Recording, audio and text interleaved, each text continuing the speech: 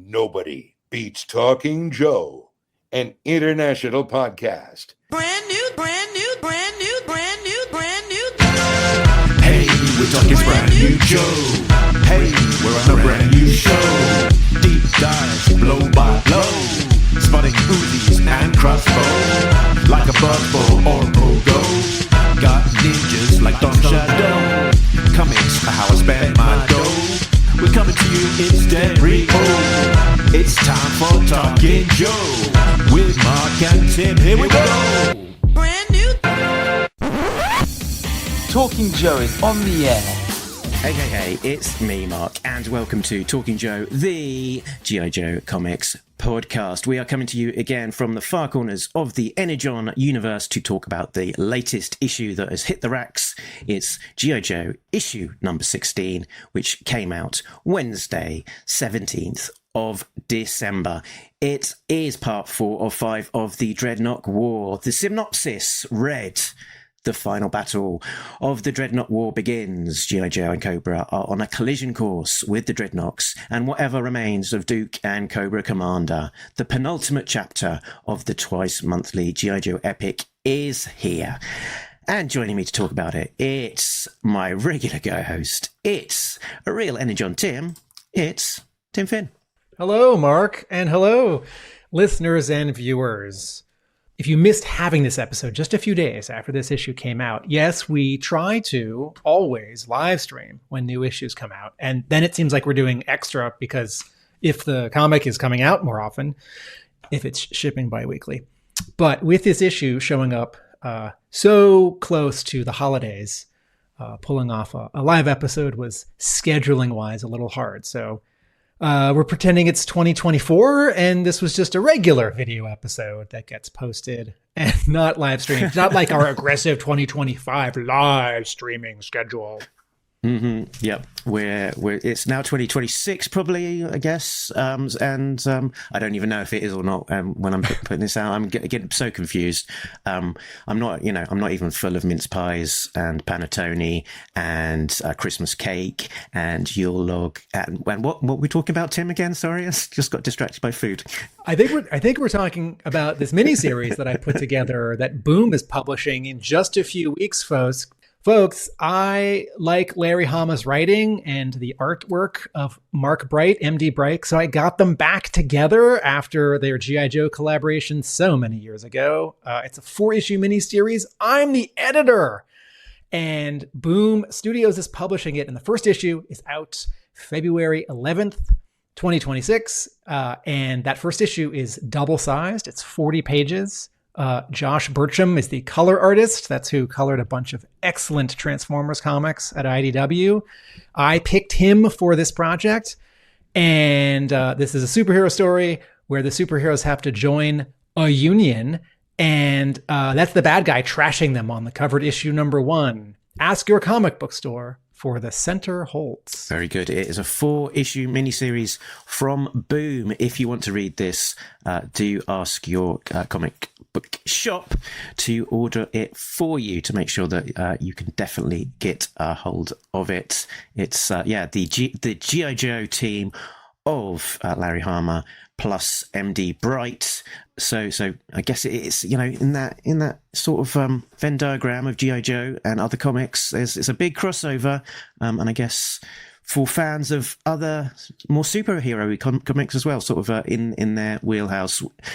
We're talking people who might like, I don't know, Astro City, Justice League International. What do you think is the spiritual kind of brothers and sister comics to this one, do you think, Tim? That's a good question. And on the spot, I'm blanking, but that's a good start.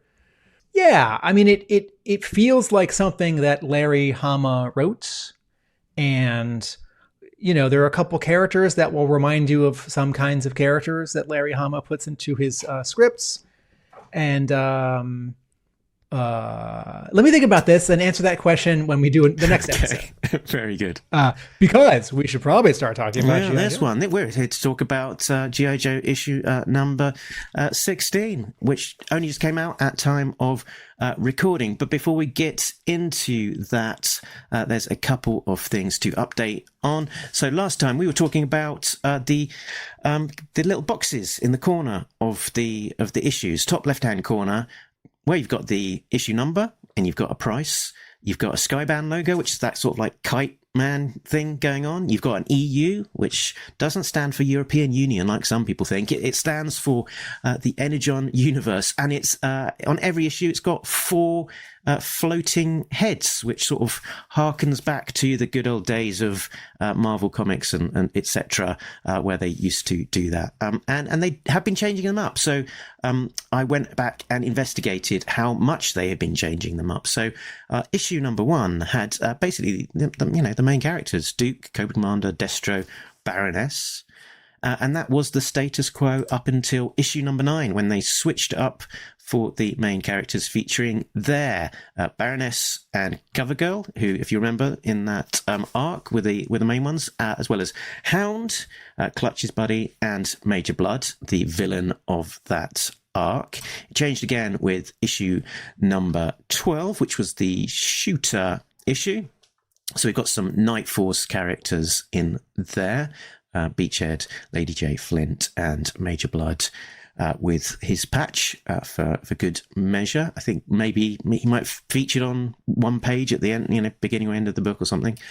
And then with the Dreadnok War changed up again, we've got Zorana, Cobra Commander, Ripper, and Duke.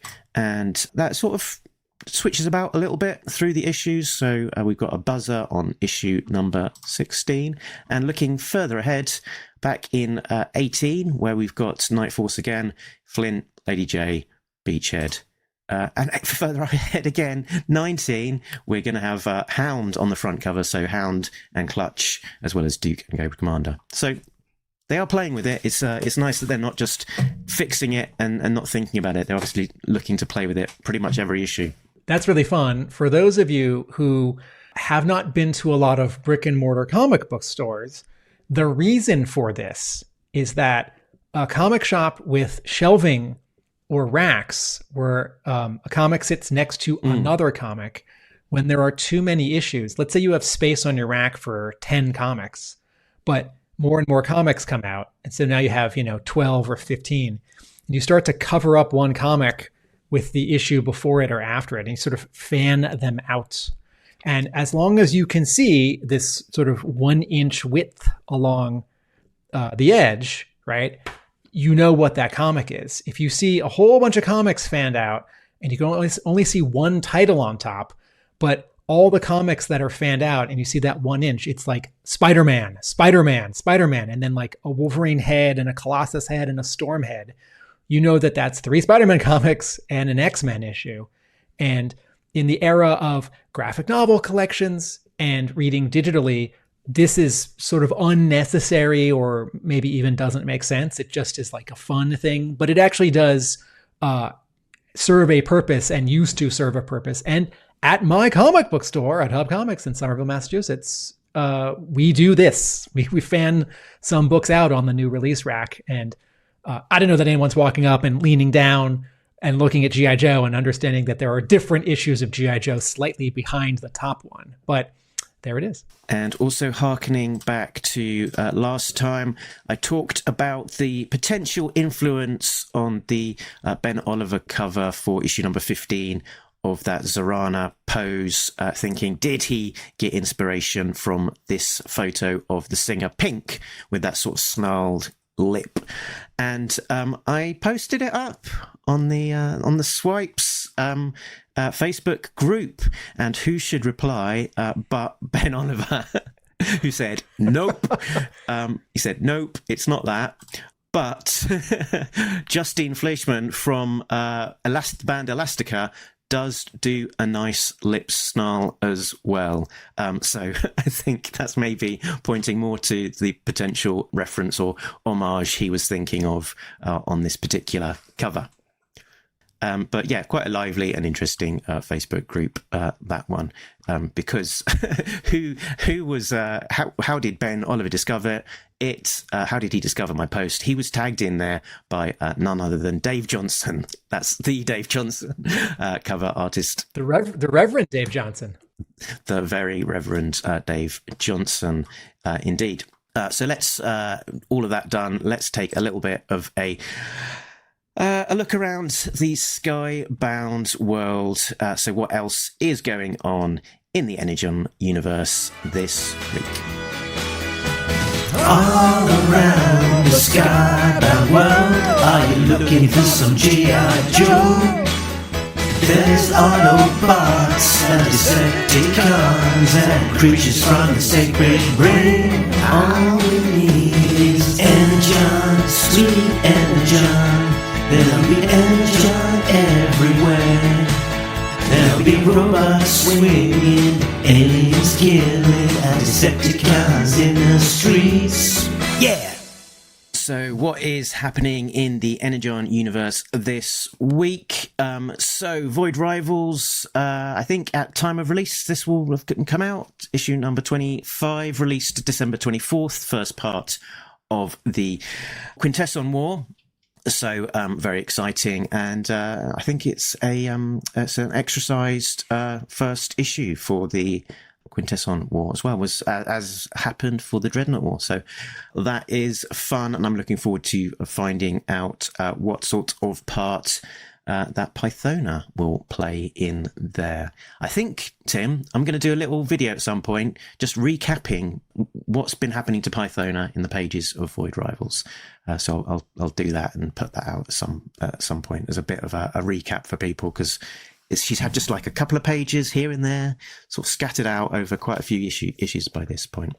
The Quintesson War will be drawn by Andre Bresson, who drew the Destro miniseries, artist Connor Hughes, who drew the previous arc for Void Rivals, is skipping this arc and will draw the following arc. So this will be a very different art style for Void Rivals, because I think of Bresson's artwork as much more, European war comics and American adventure style, and I think of Connor Hughes and the art that preceded him on Void Rivals as more sort of open, less sort of shading, letting the color do more of the work. There's something a little cartoony, a little modern. Futuristic is a dumb word here, but a little bit sort of animation inspired. And so the preview pages that we've been seeing for the last couple of weeks in Energon Universe comics do have a different feel, and that a color artist on Void Rivals, is it Patricio De Pelci, is staying on the book, means it'll maintain some consistency, but different art style. Very good. And in the pages of Transformers, issue number 27 came out on the 10th of December. The following issue will be out on January the 14th. Last time I left it without dropping too much discussion about what was happening in there, but it's quite interesting developments in terms of the character of Flag. So he had this exchange with Ultra Magnus, where essentially the thing that had been previously unsaid in terms of Ultra Magnus was sort of chained up, almost being tortured by Flag, and now Flag was all sort of buddy with Optimus Prime. So they had a bit of a confrontation about that, and I think a little bit of a justification that sort of made sense, tampered things a little bit, but didn't make complete sense, was that Flag was saying that they didn't know very much about the Transformers at that point. He could, they were destroying cities, and so the right thing to do was, not knowing that there were goodies and baddies, was to keep him chained up. But there did seem to be a little bit of a lack of a bit of heartlessness there, beyond just sort of chaining the robot up. So not too sure if I completely buy the explanation, but there we go. Did you have any thoughts on the Flag Ultra Magnus developments, Tim? I agree with you. And then we had more development with Miles Mayhem. We've had a couple of pages with Miles Mayhem over the last 3 issues. First of all, we were introduced to him with this sort of shadowy organization that works for Flag. Then we found out that he was sort of doing a bit of secret development on his own and wanting to keep secrets and killing off this scientist. And then in the most recent issue, there was the confrontation between Flag and Miles Mayhem, with Flag kind of realizing that he was not acting completely above board and having a falling out. So that story is continuing, and I think we're having these parallel stories of the Miles Mayhem and Matt in pages of Transformer and Matt Tracker in the pages of G.I. Joe, and they did reference Matt Tracker in that last exchange in issue number 27. So I think you need to be reading both stories to kind of piece together the whole Mask story as that develops. I have a thought about spin-offs and expanding the universe here.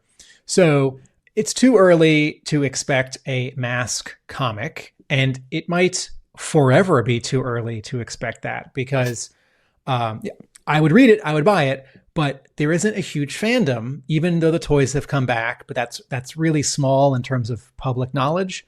And there aren't a lot of people clamoring for, new Mask stories. And, there's a Mask convention, as far as I know. And I was just thinking, let's say Skybound was in the next 6 months to do a Mask one-shot or miniseries. I think sort of by definition, those issues would not sell as well as G.I. Joe or Transformers issues. And then it becomes sort of a numbers game. Is it worth it for Skybound to put all of the energy of, maybe making an adjustment to its deal with Hasbro, writers, editors, approvals, finding an artist, getting all the pages, drawn and colored and lettered, and then promoting it and promoting it and promoting it? And does that confuse or dilute this very focused sort of audience awareness, which I think is finally coalesced? I think people who sort of know G.I. Joe and Transformers know that there's an Energon universe and kind of what it entails. And if you add this fourth element to it, even if it makes sense, even if some of us want it so much, it might make money, and it might make pretty good money, but the amount of effort on the part of Skybound might not be worth it. But you could tell that story a few pages at a time in the other existing Energon universe books, and there's no sort of added efforts, and there's no sort of potential downside. Like, I don't think a Mask comic would be embarrassing, but there would be all these expectations that it's gonna sell as well as G.I. Joe and Transformers, if not better, because it's a new #1. And so I think what they've been doing is smart, and I hope they keep doing it, which is a few panels or pages per issue to tell this Mask story. And even when it sort of fully forms and someone's calling it Mask and a vehicle does the thing, and Matt Tracker and Mayhem like face off, or one of them recruits some other agents and there's a team, I think even then the answer might still be keep the Energon universe to 3 series. And as a contrast, Mark, because in some recent letters pages of G.I. Joe Energon universe and some of the other Energon universe comics, people have written in and said, there's so many Joes or there's so many Transformers. Wouldn't it make sense to do a miniseries, a special, or another series? And the answer has been several times, we are keeping it focused. We're just doing 3 books. And that way it can feel kind of special. And also we can keep the quality high. And some of us scratch our heads because, it's not that Skybound can do no wrong, but it's got a great batting average. And, if you make like 10 comics a month, what's 11? And the answer is 10% more work. But so as a contrast, folks, here's what it's like. All of these Energon Universe comics and reviews we've read and done. Here's what it's like to have this small focused universe with just 3 ongoing series. And then, of course, there's the G.I. Joe Real American Hero Larry Hama book. So Skybound has the Hasbro license, which involves 4 monthly comics, plus, I guess, G.I. Joe reprints, the Hama files, as Mark pointed out in our last episode. That appears to now be monthly because the first 5 have been announced. So 3 G.I. Joe comics, a Transformers comic, and Void Rivals. And I'm not talking graphic novel collections. I'm just talking about single issues. So what's the nearest comparison? What's a world famous, beloved license from the 80s that a comics publisher has and is doing good work with? Teenage Mutant Ninja Turtles. So Mark, I said, before you put up the next slide, I said to the manager at my shop a couple days ago, I said, Jesse, how many Ninja Turtles comics do you think there are shipping in December 2025? And he sort of chuckled because he didn't really know offhand, but he thought about it for a minute and he came up with 4. And he said, well, maybe it's one more that I'm not thinking of. 5, right? And I said, 8. There are 8 different Teenage Mutant Ninja Turtles comics being published for December 2025. They are the regular monthly Teenage Mutant Ninja Turtles. Next slide. The Shredder monthly. The Casey Jones miniseries. Journeys, which is a reprint of it lasted about the sort of 2000, 2001 Peter Laird, Jim Lawson Black and White series, which continued what people call Mirage Volume 2, skipping Volume 3, which was the Eric Larson one. So this is a reprint series. There's the Saturday Morning Adventures, which is based on the 80s cartoon. That's a cool idea. They should do that for G.I. Joe. There is Tales of the Teenage Mutant Ninja Turtles, which is based on the animated movie from 2 years ago and the TV or web shorts that have followed up on that. There is the Godzilla crossover, and this is a Turtles Godzilla crossover. This is not a Godzilla Turtles crossover. And lastly, Battle Nexus, where different turtles from different continuities fight each other, which is fun. Turtles TKO. Drawn by a bunch of different artists. And that, folks, is bi-weekly. And so if you're a Turtles fan, you might say this is a great time to be a Turtles fan.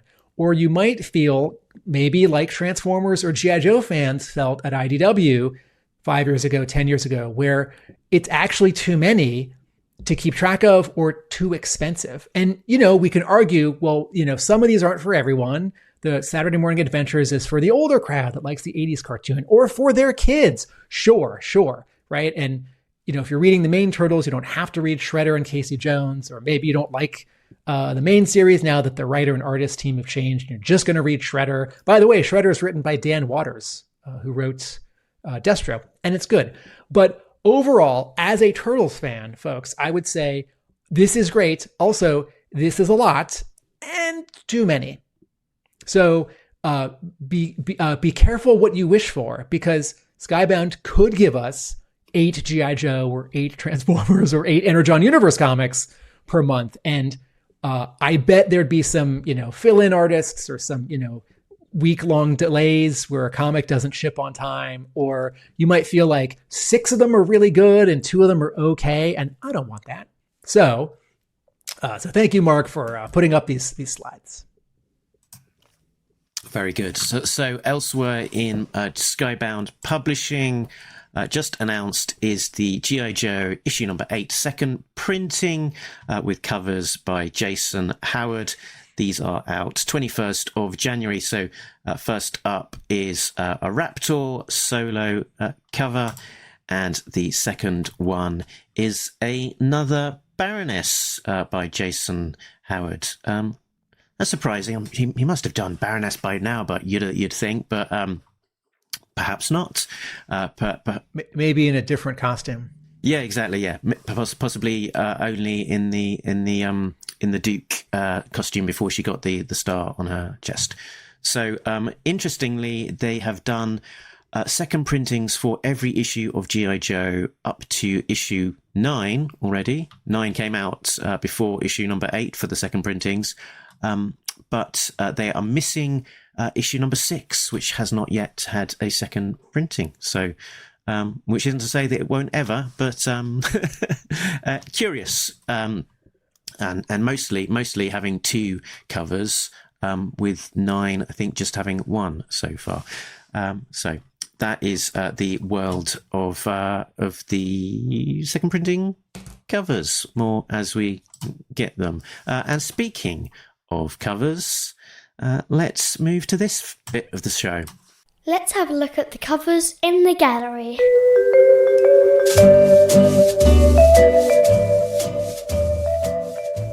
Cover A is drawn and colored by Tom Reilly. Duke and Cobra Commander are both in the desert. The camera is looking up at them. Their clothes are torn. Their shirts are almost completely torn off, and they've got a little bit of the sort of scarf sort of wrapping around their necks that you get in the desert when your shirt is torn. Duke has a screwdriver in his belt pouch and is holding a rocket launcher, has goggles on. Cobra Commander is holding a do you use that to cut meat or cut down trees? It's like a baseball bat with a blade on it. Yeah, it's like a metal pole. It's kind of like an improvised sort of weapon, isn't it? It's like a kind of pipe with a sort of blade kind of fashioned onto it. So it's looking sort of very rusty and crude and unpleasant to be near. So Duke has his foot on. Duke has one foot forward and on sort of the top of a dune buggy. This is not the Awestriker, and this is not. I'm not sure that this is a Dreadnok vehicle. I guess sort of in the logic of this cover, it would have to be. But it's sort of a yellow. It's got a red seat. It looks a little worn. I think it's a one-person vehicle because there's no second seat, and it is very small compared to Duke in the scale of this picture. As with the previous covers, the background is blue sky with some light clouds, and then the bottom section of the cover is just sort of a horizon of sand. These four covers so far in the Dreadnok War have been more similar to each other than not. Cobra Commander, his complexion here is noticeably pale. There's a yellow sort of sand tint to it, and where all of his veins are popping because he's muscular, they're sort of bulging as this like bubblegum pink.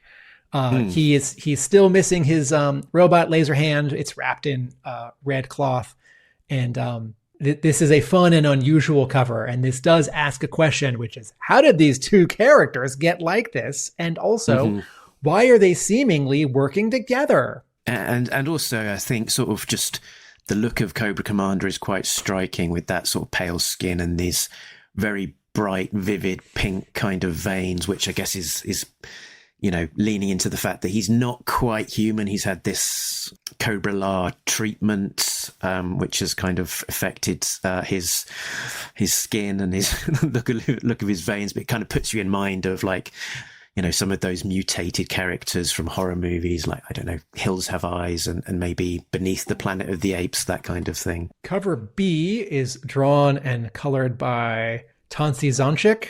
This is a really fun cover. There's no background. It's just all one color around our two characters. Hound, the Autobot who transforms into a Jeep, here is in robot mode, and he is holding a Jeep, and Clutch is below it with a what's the tool that you use to remove like lug nuts when you're fixing a car? And the Jeep is casting a shadow onto Clutch and onto one of Hound's legs. The background color is sort of a lemon lime green, yellow that agrees with the Jeep color and a little bit of Hound's green color. When I first saw this very, very small, and I thought, oh, is Hound picking up that Jeep and inspecting it because he doesn't understand what it is? Like, does this change into my friend? And then I saw it full size, and I thought, oh, he's just lifting it up so his human friend can work on it. I also like that. Fun cover. Cover C, this is regular. This is not a 1 in 10. This is drawn and colored by Ben Oliver. Once again, it's this sort of what I've been calling like the Dreadnok lineup, head and shoulders. Maybe it'd be like thug yearbook photos. Maybe that's the theme. Most likely to chainsaw things up. There's a blue background with sort of a shadow. But each of the Dreadnoks here are making a face at the, quote, camera. Buzzer is scrunching his eyes behind his tiny, dark sunglasses. They're pure black. He's sort of jutting his lower jaw out a little bit as if he's got like an underbite. And there's just a lot of character in this drawing. And I don't know if we quite said it in the 3 issues previously when we were talking about these Ben Oliver covers, but Ben Oliver is not drawing a general or generic face for these Dreadnoks. He's drawing a specific person for each one. These really are portraits, and whether or not he's basing them on people that he knows or that we know or photos, I don't know, but it's not a stock face. None of these are stock faces, which means they're actually a lot more interesting, and it's really fun to spend some time with them because they have so much character. I did ask Ben Oliver if he was thinking of anyone in particular when he was drawing this one, because I wondered because I could see a bit of like Christopher Lloyd in the face, like, you know, the baddie from Who Framed Roger Rabbit, you know, something like that. He said, no, it wasn't him, and it wasn't anyone specific that he was thinking of in terms of basing it on reference. But yeah, it's a glorious face full of lots of character. Particularly considering that you can't see his eyes, that Oliver has sort of diminished his available like tools because he has to do it with just the forehead and, you know, sort of the like angle of the head on the neck and then the cheeks and the nose and the mouth. Is it Glenn Fabry or Glenn Fabry? Who paints Preacher covers? I say Fabry. Okay. Glenn Fabry, I think there was a book of all of his Preacher covers, and he did commentary for them. And he made the point that he never used photo reference. He was always painting these characters over and over and over out of his head, which is why they always look a little different from each other. And I really liked reading that because that's fun. And also it's exciting or scary that an artist isn't using photo reference, because then there's, you know, something for them to base their work on. Although the hands are definitely his hands, sort of gnarled hands holding a lighter. He has got those right immediately available to use as reference. Cover D is the 1 in 25 ratio variance. This is drawn by Jesus Merino and colored by Adriano Lucas. This is Ripper in his Cobra costume with his crazy Jaws of Life accessory in its Cobra colors. Behind him is an explosion, which puts you in mind of the Hector Garrido 1980s G.I. Joe toy package art.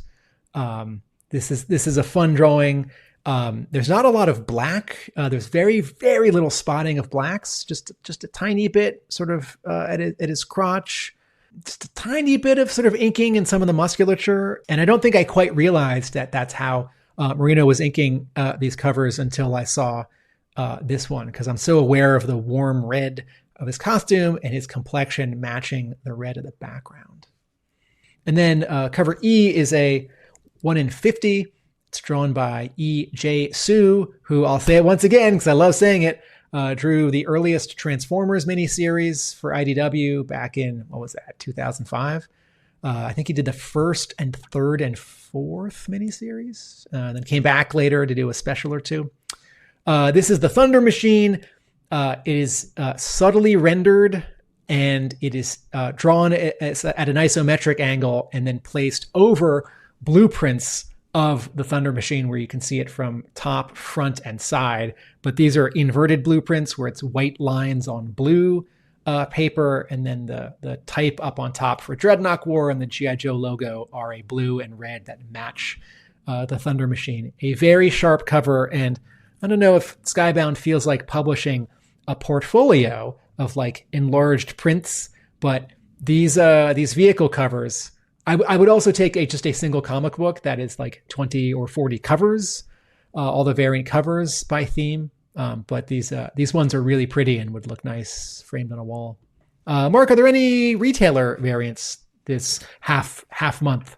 There is one. I was just going to point out, I got my my issue from last time in the post there. So the I'm 1 in 50. Not generally one to buy the variants, but I did get that the John Boy Myers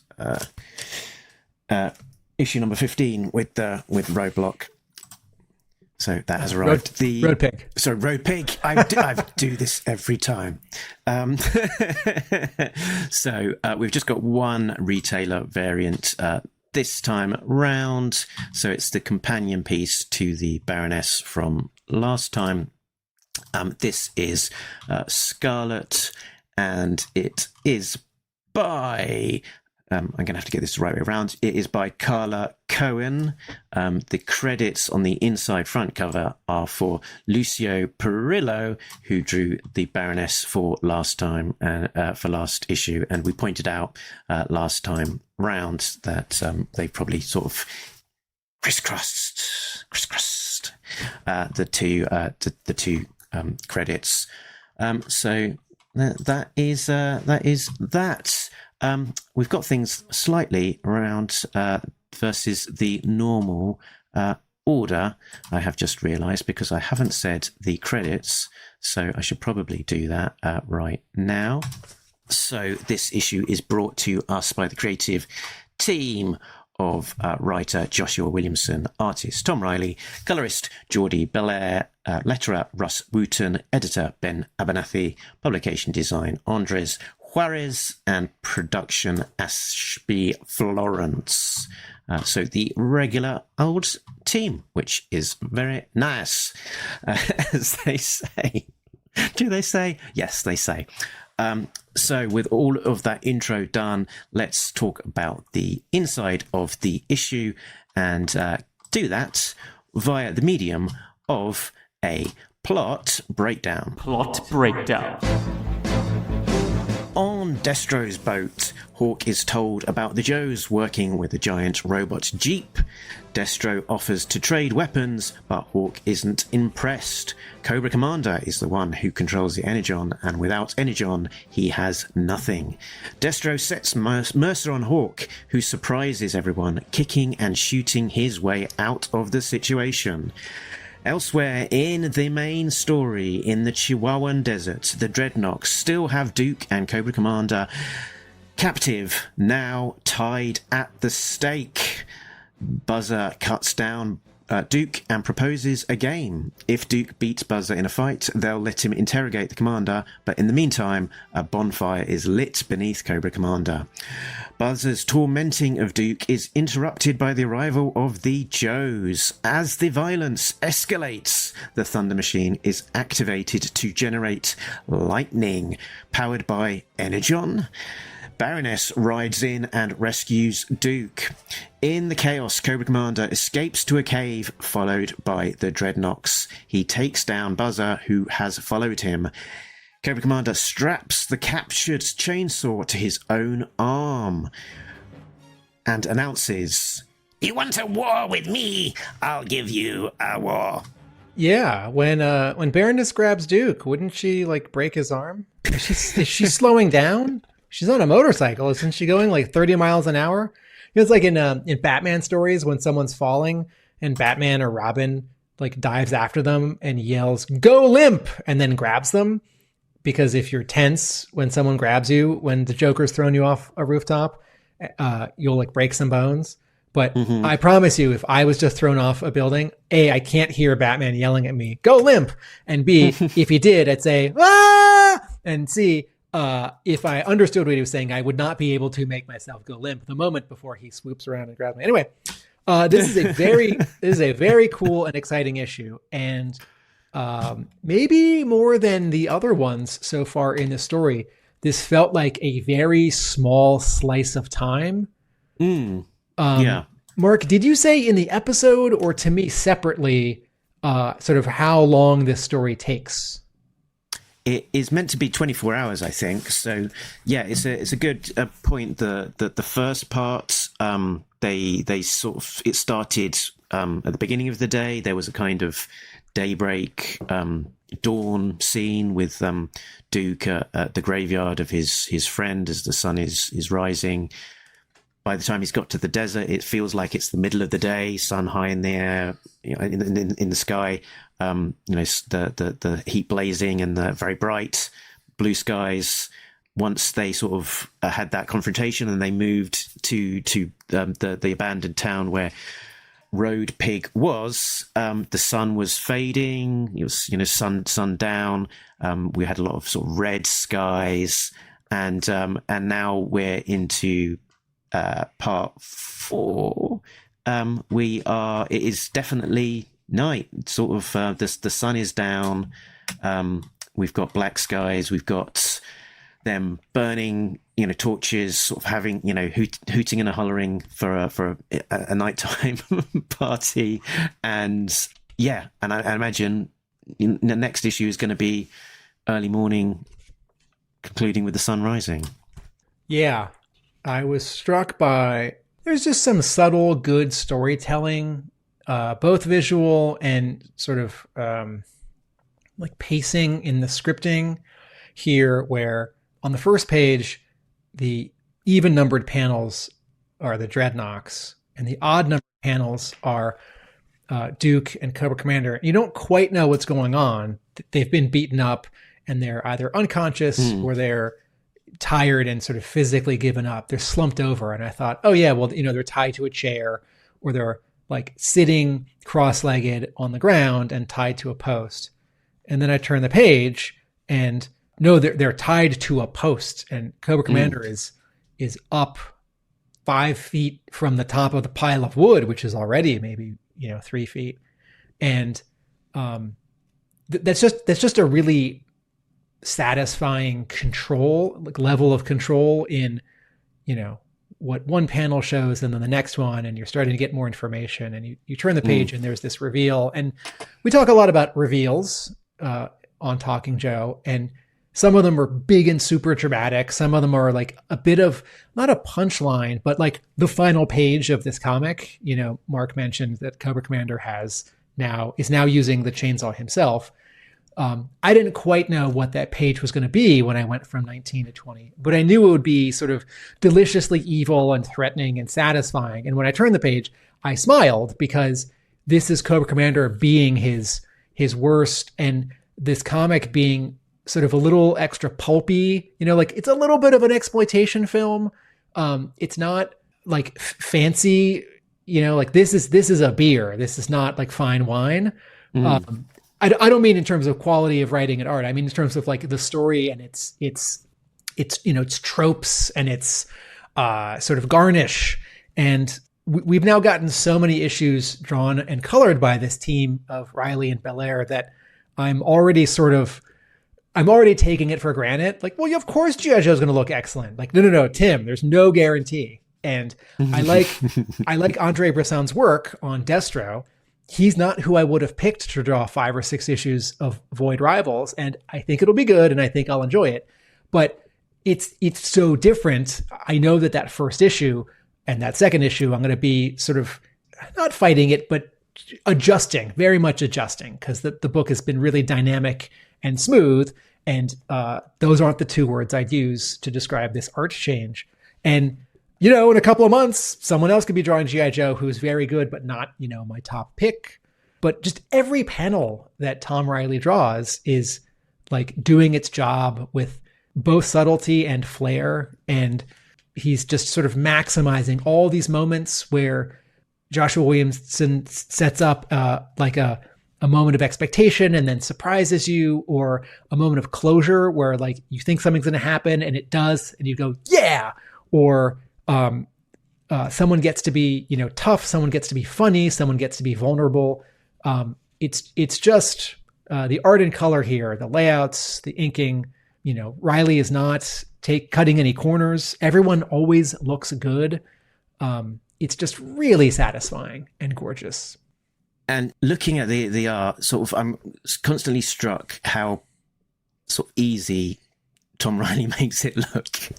He sort of draws with this lightness of touch, where particularly with the faces, they can be very, very just minimal line work, let's say, very clean, uncluttered, but doing, each line sort of is doing so much.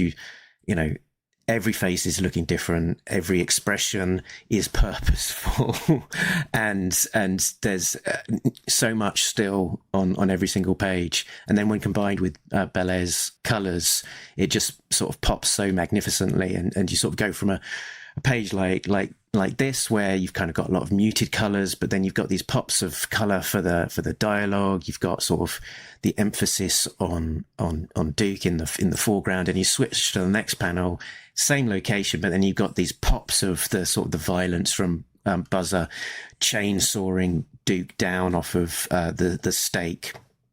And the intense flames coming then from Ripper, who's sort of setting fire to this bonfire beneath Cobra Commander.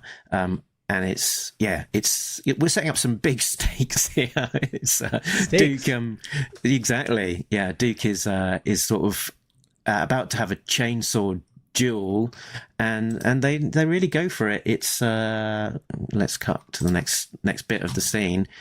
This is a nasty old slice to his back from a Buzzer and his chainsaw hand, and Cobra Commander is up there tied to the pole, with the fire beneath him, and he's setting out the Dreadnok mission statement here as well.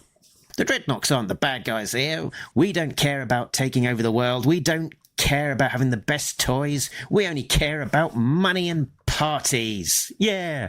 And grape soda. We care about grape soda, says Torch on the following page. Just go back a page, would you, to where Torch is starting to set turning fire on his flamethrower. Yeah, I'll just say two more things about Tom Reilly.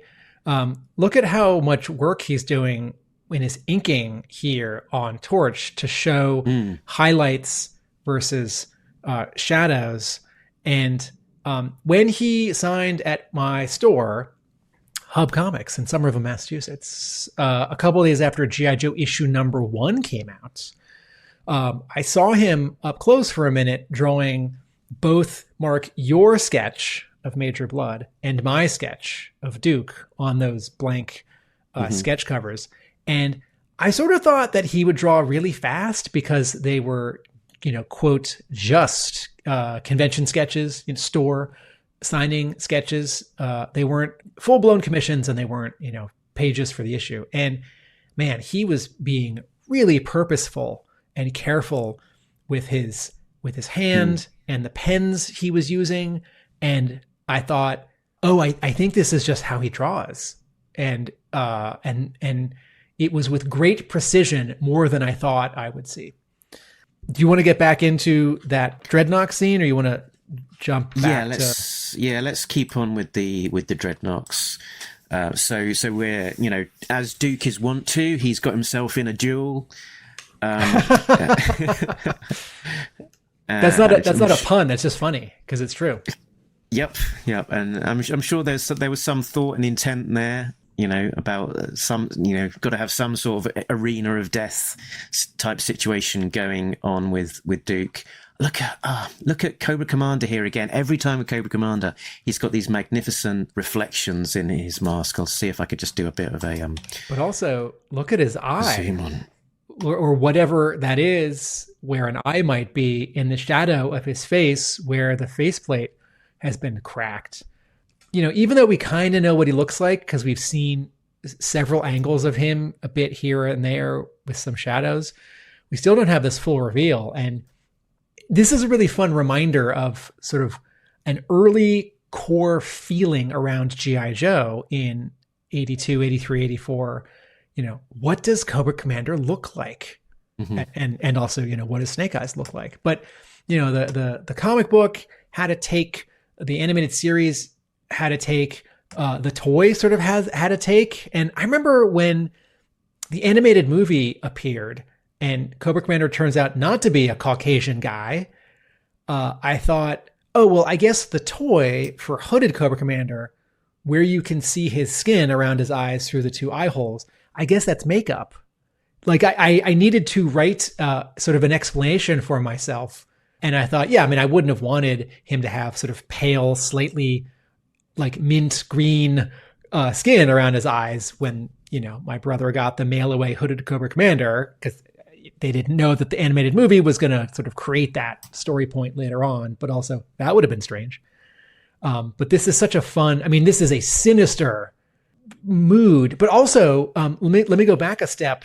I guess it's right. It's this panel. It's this page. What's so interesting about this scene is that Cobra Commander is not concerned. He's not saying anything. He's not struggling. He's not even moving a little bit. He's not even saying something like, like come closer, flames, or, like foolish Dreadnoks. He's just waiting. And I thought maybe he doesn't feel pain. Maybe he knows something that I don't. He definitely knows something that I don't. And then he does something with this, but I kept, we cut back to him another time or two after this panel. And I thought, what is he waiting for? Why isn't he struggling? And he's very smart and sinister. And there's a consistency there as well, because if you remember that torture scene with the Dreadnoks back in Cobra Commander miniseries, he was kind of that quiet, kind of not giving anything away, not struggling, shouting, sort of just that imperceptible kind of mask of, not knowing what he's thinking. But yeah, definitely being quite cool, calm, collected, and sort of thinking ahead to kind of how eventually he'll get out of there, which of course he does, but not on this page. So the Duke is, they're pretty much coming in for the for the kill. Buzzer says to him after Duke is the stoic, heroic thing. I never regret doing the right thing. As Cobra Commander's boots, the flames are licking his boots. So look at the textures in that panel. Crikey, what a world we're living in. Yeah, what Reilly is doing is he's drawing two leather boots that have flames licking them and past them, and have also started to burn and melt. And there are some diagonal lines which are showing sort of the flame, like little licks of flame, sort of wafting past his like ankles and shins, but then down where his toes would be, the leather is cracking, and then the bottom it's starting to drip. And it's like visually, this is like the least important panel in the whole comic.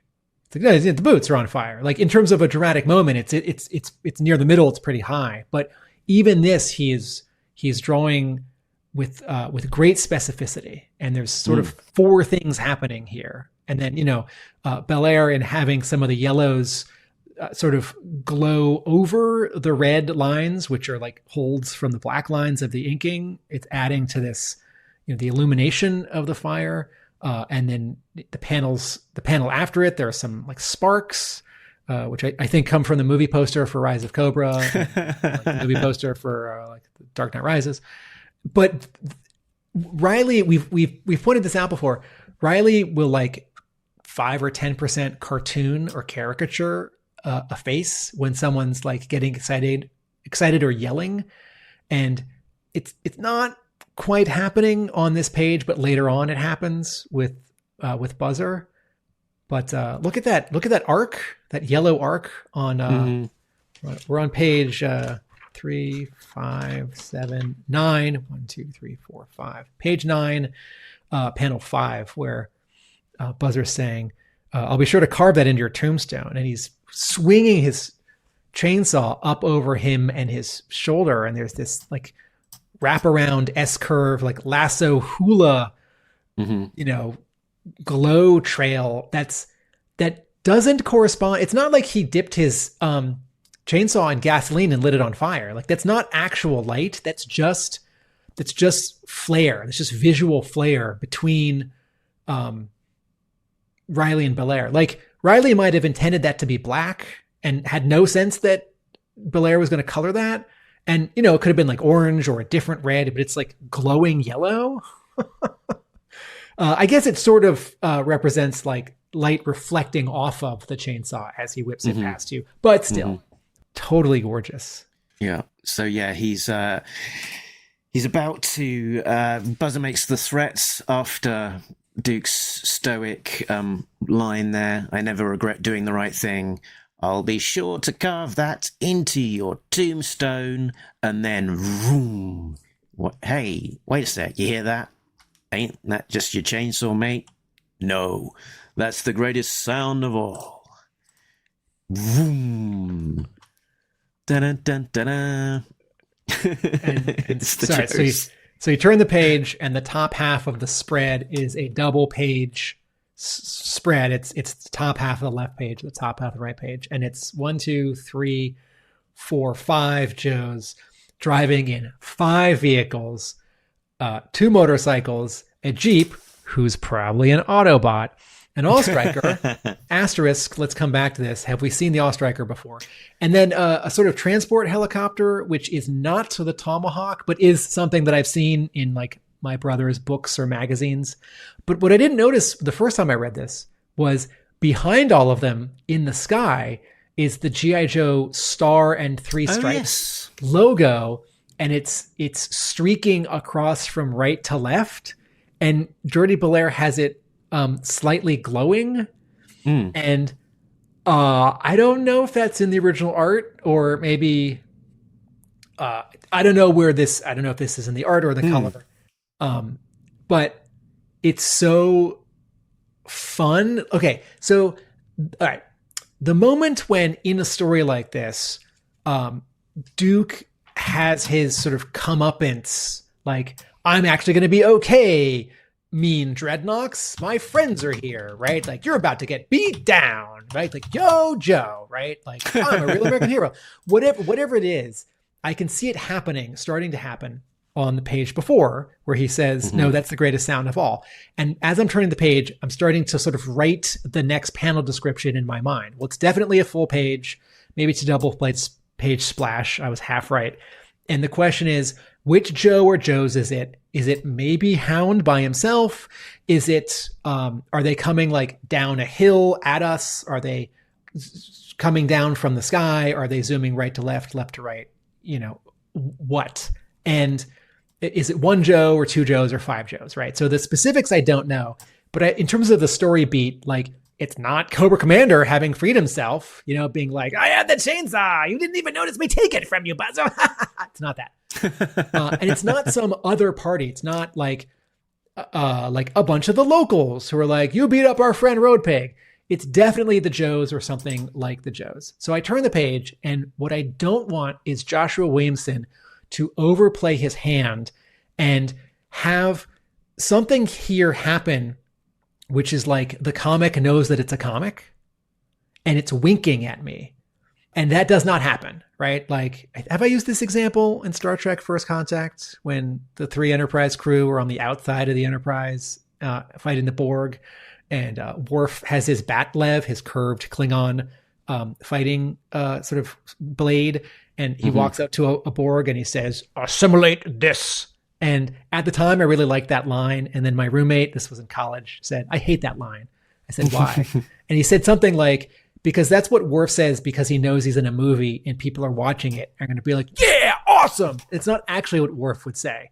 And so I'm aware of writers being too cheeky in this regard. And this, when I turn the page, is not too cheeky. It hits the right note, right? Like, Duke knows he's somehow being rescued, and we're going to get some moment, some little burst of like, you know, I mean, you started to sort of sing the theme song, right? Like, you got the feeling too, but like, I don't need like in the background Risk on one motorcycle saying, wherever there's trouble. And then like Baroness finishing the line for him and saying like, we'll be there. It's like, no. You don't know that you're in G.I. Joe. This is a real thing and you might die. So you have to like be quiet when you're supposed to be quiet and not like, anyway, so thumbs up. I like this moment. It hit the right note of like, yes, Tim, you love G.I. Joe, you know, moments, but we didn't go too far. And this could just be a splash page of the Joes arriving. That would have been great on its own. But then we've also got so much else happening with these little these little grid of 8 panels below there. Again, so much happening. Ripper, glorious line. Time to nut up or shut up. Grab your guns. Clutch spotting Duke. Cobra Commander, his ropes taking light with a flitouche and then falling away from the pyre with a thump. Buzzer getting caught unawares by Duke, grabbing his ponytail. It is a hazard of having a ponytail. There is a 10% cartooned face. Absolutely. There's a little bit on the previous pages as well in terms of some of Buzzer's reactions. I think he's having some fun with Buzzer, sort of, turning the dial there and what he can do with that face of his. So he's grabbing his ponytail, yanking him down. We've also got the reaction from Cover Girl here, who's piloting the helicopter in the red. So she's illuminated in red. We don't see her in one of the other vehicles, and the cockpit of the helicopter is red. As we see it from so getting nice little visual cues telling us that's going to be Cover Girl in the helicopter. And she's saying, I don't think that's Cobra, because up to this point, they don't really know what the Dreadnoks are, especially, I don't think. They've not counted them before, so I think they've gone here knowing that Duke is probably in trouble. Maybe it's some Transformers, maybe it's Cobra. Who are these guys? And they there's a nice little line later on in the issue. And in terms of what is on that top panel, we're surprised a little bit because we didn't know who would be there. We knew that Clutch and Cover Girl would be on their way, and Clutch wanted to bring a friend. I think we now realise that his friend was Hound, unless there's going to be another friend also arriving later on. So that cannon right behind Clutch is Hound's shoulder-mounted like laser missile thing. So that is Hound. That's not our regular Jeep. And also, you can see an Autobot symbol over the tire. And so it is a Transformer that the Clutch is driving, but he doesn't do any Transformery things yet so far in this particular issue. The Joe helicopter is a sort of fairly generic Chinook helicopter, a Boeing Chinook, which is, I think, quite widely used by Western forces.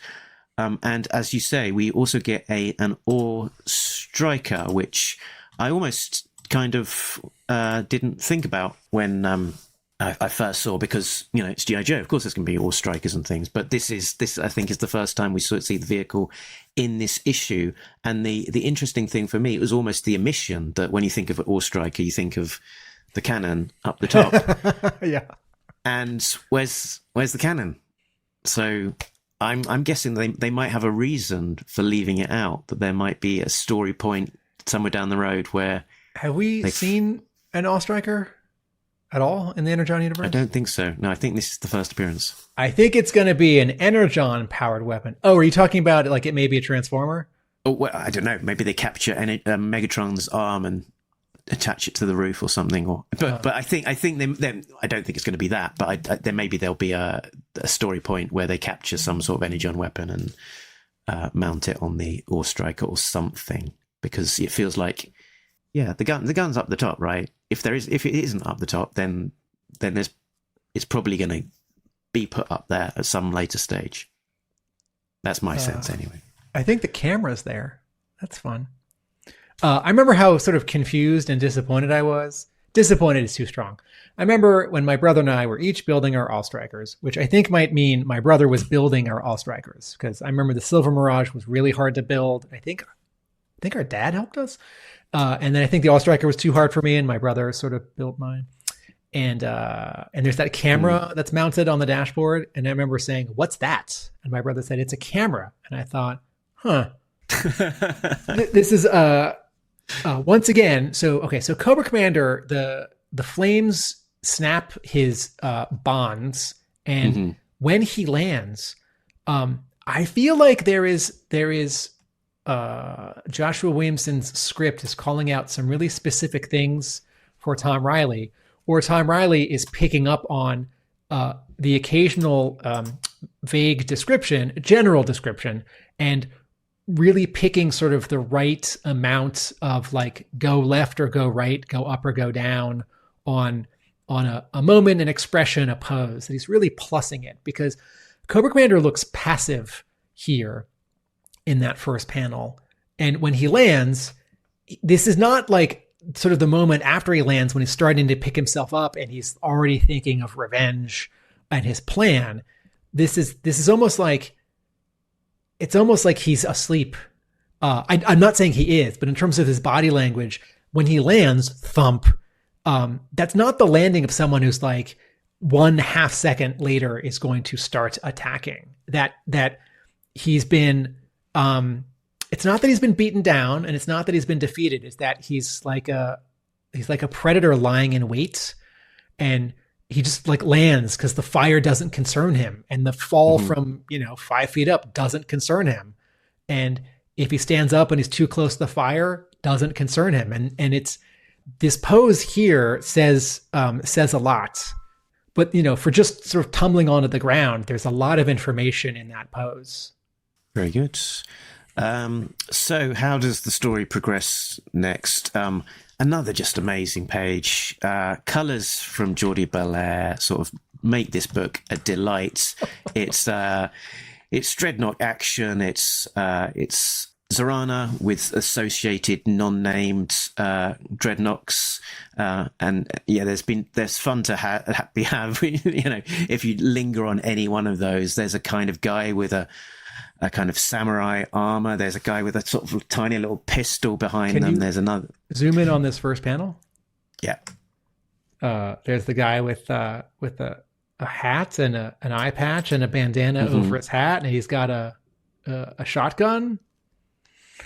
Yeah, there's what I also like about this scene is that it's not like okay, I expected all of these sort of made up Dreadnoks to all get picked off easily and quickly, and that's not what's happening. So every time Joshua Williamson is defying my expectations, I get a little surge of joy because I get a little surprise or big surprise because surely none of these like lesser Dreadnoks are going to make it through this story and then become like actual Dreadnoks.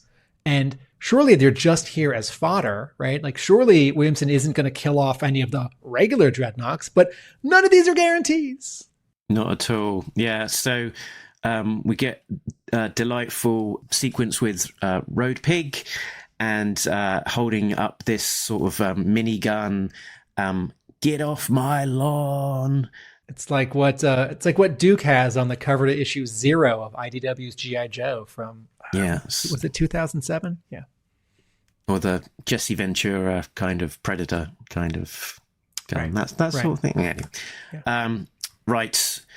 And then Cobra Commander slithering away like a snake into a cave, pursued by Buzzer. Again, Buzzer just looks, so much character. Every panel of Buzzer just is great. I love the way that Reilly's making him look, sort of like this sort of gaunt, just slightly over the top.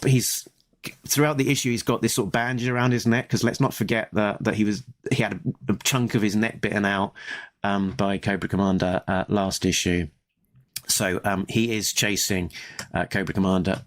This is panel 3 on page 13. When you were this zoomed in, he starts to be a little more blocky and flat, like Mike Mignola or artists who draw like that. Like some of these sort of shadow lines on him.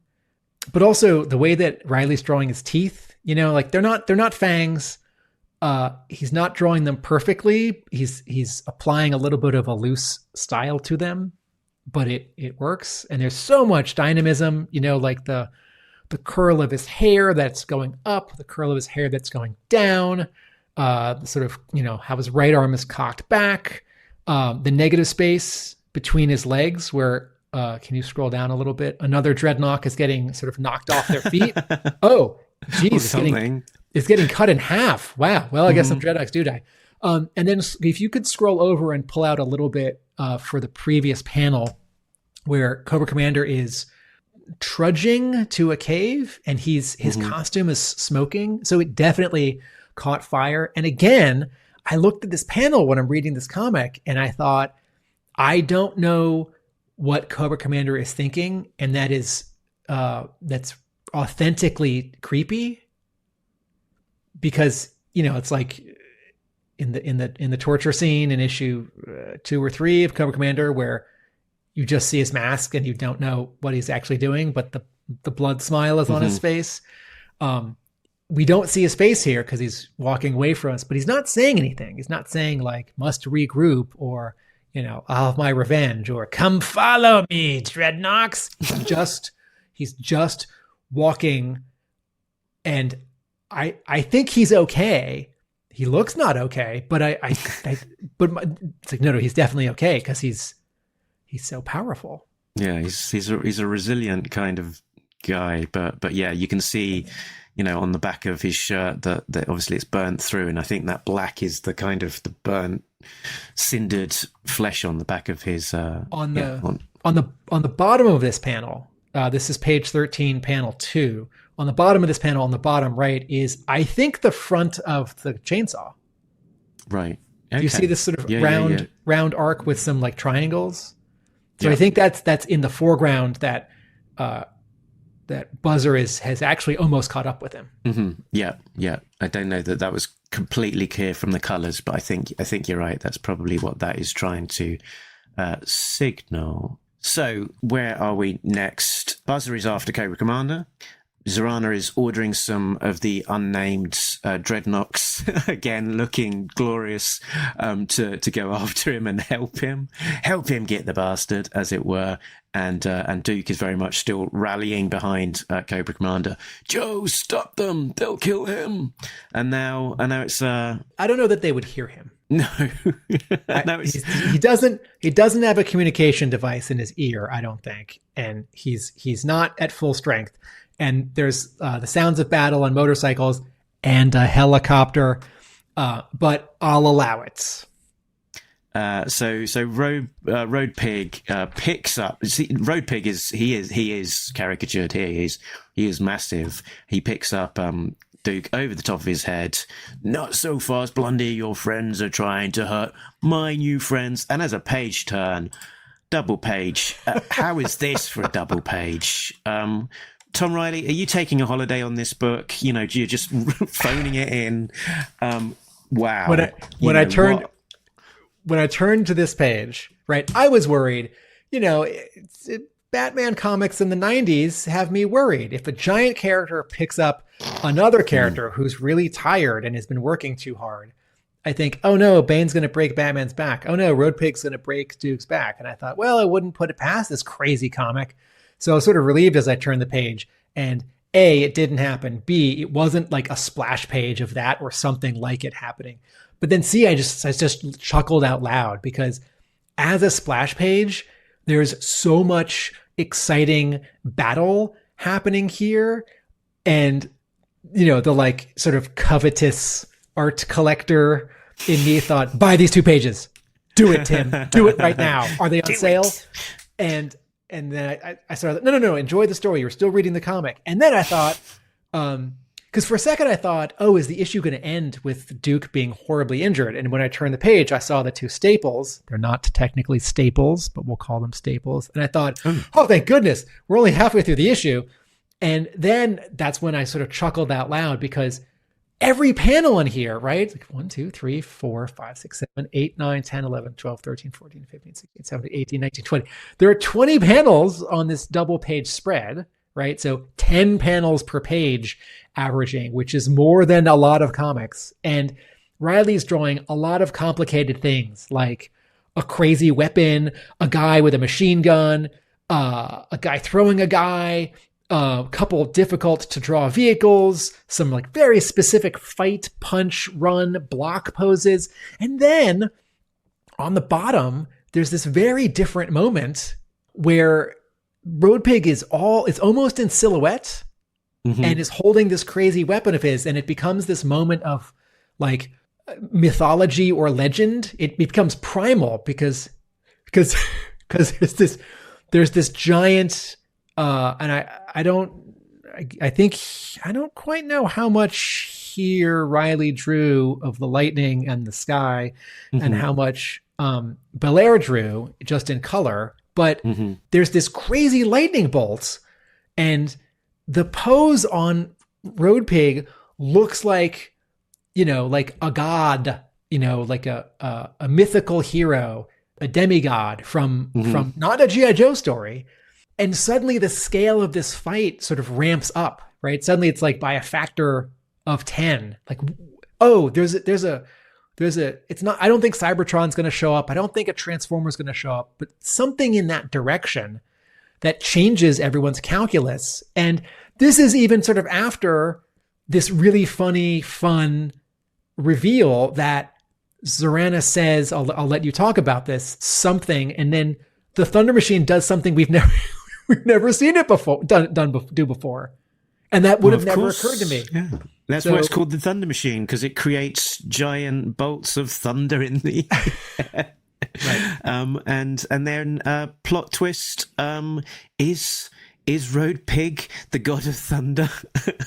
You've got a big muscly guy with a giant metal hammer holding it aloft into the air, and I guess if bolts of Energon lightning are zapping down to the ground and you're holding a metal hammer in the air, it's, you're the highest thing on a flat surface with a metal. You're going to conduct that lightning.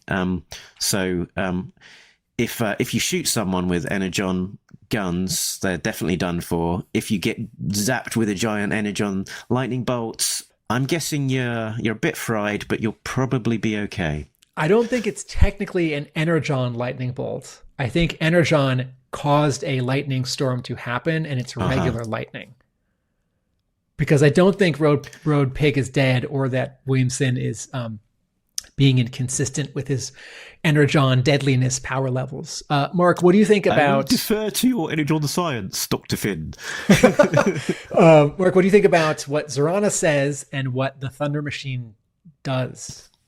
So she says, let's show them that we were playing with Energon long before the commander stole it from us, because after all, when we're introduced to Energon, it's the Dreadnok swamps. They've got stores of Energon which they've been collecting and selling to Destro, and Cobra Commander steals it from them. This is back in the Cobra Commander miniseries. So she pulls a lever, let's make some thunder. It flips up that sort of what I always thought was like an aeroplane engine that was sort of sat on the back of the Thunder Machine, levers it up so it's pointing to the air, and Zap-Badoom shoots up this bolt into the air, which then causes the thunder to come down. And it makes sense. It's the name, it's the Thunder Machine. If it can make thunder, that's a good reason for it to be called the Thunder Machine. So I quite, it's weird and it's different, but I think it's quite a fun innovation. The colors on this double page spread are both nuts. They're both artistic and emotional, but also realistic and sort of, realistic. There's still some, pink character in front of a blue background. There's still like a sort of grayish violet knockout person with like fiery orange behind them. But then that final panel, I really like this final panel for another reason, of Clutch looking up, because I feel like one of the many things I appreciate about this comic is that Williamson is keeping track of so many things. I've said this before, like who knows who knows what, who hasn't met who doesn't know what yet, who doesn't know that someone knows or doesn't know something yet. And good writers keep track of that stuff. And that line early on when CoverGirl says, "I don't think these are the Dreadnoks." I think that's a helpful line. And here it's Clutch who we see the reaction shot. It's not Duke because he's sort of half knocked out. It's not any of the other Joes. It's Clutch because he's the one now with the most experience of this larger world universe, because he's driving an alien robot Jeep. And so he sees something sort of out of scale and unnatural happening. And I don't know that Williamson definitely needed to pick or definitely decided to pick Clutch for this reaction shot. Part of this is I'm just glad that Williamson thought, we should squeeze, or maybe Reilly added it, a reaction shot of one of the Joes, because this is such a crazy moment before you turn the page and the lightning starts, and then it starts zapping, and then it zaps someone. We need to check in with what the reaction or reactions are. I feel like there's an added weight because it's Clutch, because he knows that he's already sort of moved beyond, we can never go back, because he's got an alien robot friend and he's keeping a secret. But now he, sees this on the other side as well. I wonder, Mark, in a previous, was it 1 or 2 issues ago, you and I talked about, there was a Joshua Williamson interview where Williamson talked about sending a photo of the Thunder Machine toy to Tom Reilly so Reilly could get something right, because he was adding a toyetic feature to it. And you and I thought that it was that roof panel springboard launcher from an issue or 2 ago. And was it also drawing this turbine engine rocket thruster thing exactly right so that it can, angle up at 90 degrees?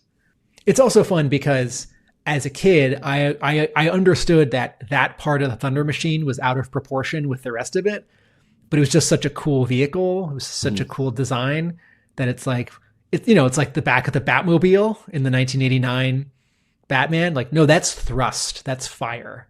It's just a rocket, and it's very dangerous and wonderful. So I'm glad that Williamson has found something else for that crazy part of the Thunder Machine to do.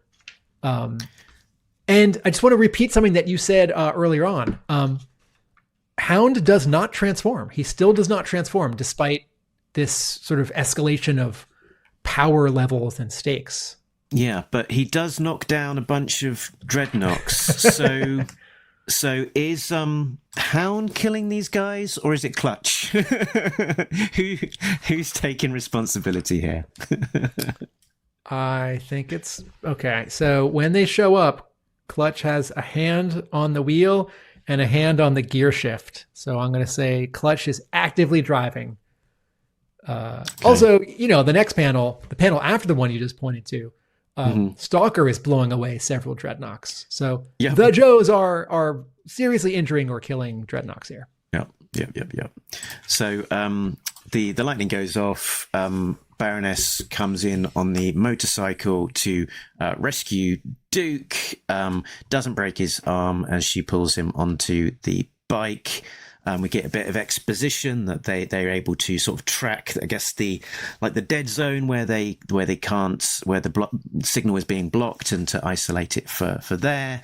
And again, exposition. They were on a mission for Hawk, but they got back just in time as Clutch was leaving. And then they are all together, hero shot. We did not expect a Dreadnok War. Glorious bit of dialogue there, as they don't know who these guys are. It's like, why are we fighting? What's this war with the Dreadnoks? Where did this come from? So I think Kirkman's from Tennessee. So right, okay. I think he's allowed to use that word.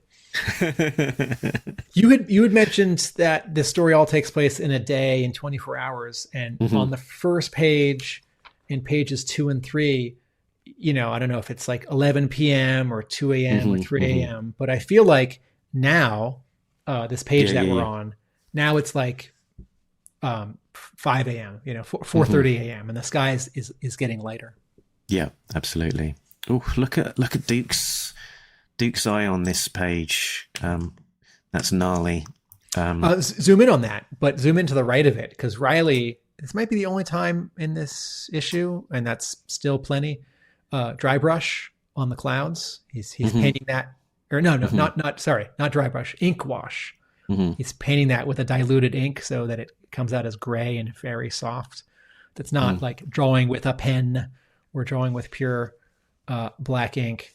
I do want to point out that this thing happens in this comic, particularly in this issue, with Duke's terrible wound across his back from a chainsaw that had definitely not been sanitized beforehand. There's this And thing he's that also- happens in this comic and in movies where someone gets cut or shot and they're like, oh no. And then like the next scene, it's just stopped bleeding because the movie needs them to not bleed out. Like they have to like stop the aliens or like diffuse the bomb. So, like maybe off panel, Stalker ran over with some, bacitracin, some like aloe. But it's not even that. Like, it's not a very shallow wound. That's a very complicated wound made by many, many sharp things on a rotate. Anyway, it's okay. I don't want Duke to die. I don't want him to bleed out. And I don't need the story to slow down. So someone's like, wait, let me stitch you up. Or like, let me just put this gauze on you. But a little part of me thinks he'd be dying. Mm-hmm.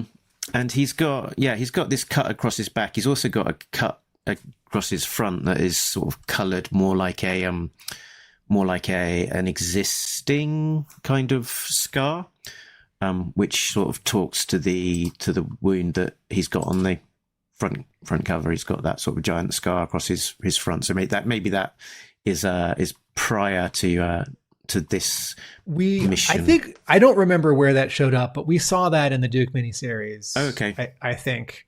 And that is a reference to the 1964 G.I. Joe action soldier, sailor, Marine, and pilot figure. All of the 1960s and 70s 12-inch G.I. Joe figures, all the action figures, all the adventure team figures, they all had a scar on their right cheek. That was a way that Hasbro was making this figure unique, and Channing Tatum has it in the live action movie, even though it's not a thing that really belongs to Real American Hero. Sort of for the rest of the world, like when G.I. Joe goes beyond in the Energon universe, that's the reference. It's not because he wants to be like Zaymod. It's because that's the thing G.I. Joe did in the 60s.